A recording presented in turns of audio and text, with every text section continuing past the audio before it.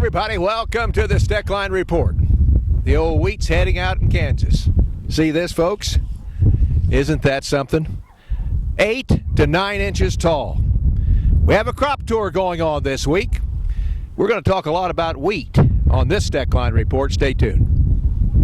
Announcing new deals from Straub International on an excellent selection of pre-owned self-propelled sprayers and late-model Case IH, Magnum, and Steiger tractors. Deals like a January 2015 interest waiver, available on any maker-model self-propelled sprayer. Interested in a tractor? Get a 12-month interest waiver, plus a 12-month powertrain protection plan on select tractors available now at Straub International. Hurry in, these great offers and more are available for a limited time through Case IH and C&H Industrial Capital. Visit your local Straub International dealer today. Some restrictions apply. See dealer for details.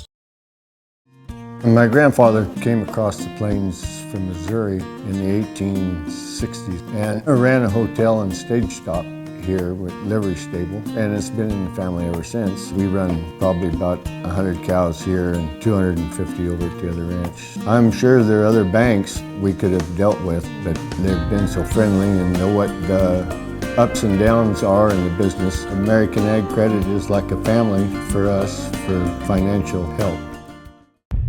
Well, friends, it's one of the worst crops we've seen in south central Kansas since I've been farming here since 1974. A lot of people didn't think that it was going to be this bad. I'm one of those. But I got to tell you, when you go out in this wheat field and take a look at what we got, it's shocking. In fact, CropQuest, who takes a look at our wheat 3-4 times during the growing season, just reported to me that my wheat, which looks pretty good at 60 miles an hour going by, has got a 20 to 40% loss, listen to this, just to freeze damage.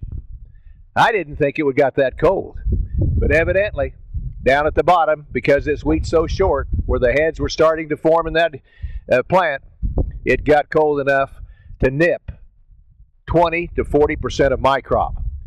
Now, there's about 75 people on the Kansas Wheat Tour this week. They're going to go all across the state and look at the crop and then come up with a yield like they do every year. And they've been pretty accurate the last several years, to be honest about it. This year's going to be interesting.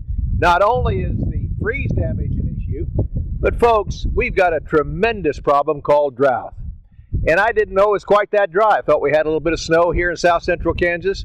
But you know, south central Kansas is by far the largest wheat producing area of the state.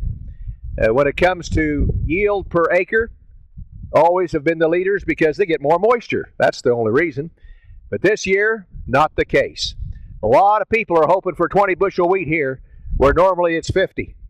We've got half a crop in the major growing area of the state. Can you imagine what it's going to be when we get to western Kansas, where it's been really dry? The drought monitor out there is in terrible shape, and I think they're going to find a crop that's at least 10 bushels an acre less than last year for an average. If it's anything above that, I'll never believe it, and very easily could even be below that. So as we look at this old crop condition here in the state, and you look at it all across the United States, we've got all kinds of problems when it comes to growing crops, and especially drought. Our poor farmers in California, they don't know which way to run. And it's a long ways from California to Kansas. And guess what? We've got the same problem. So with all of that in mind, folks, we're going to watch what the Wheat Tour comes up with on a yield. And I'm pretty sure it's going to be a very disappointing figure. It'll be a lot less situation than what we see from USDA reports, in my opinion. Stay tuned for that.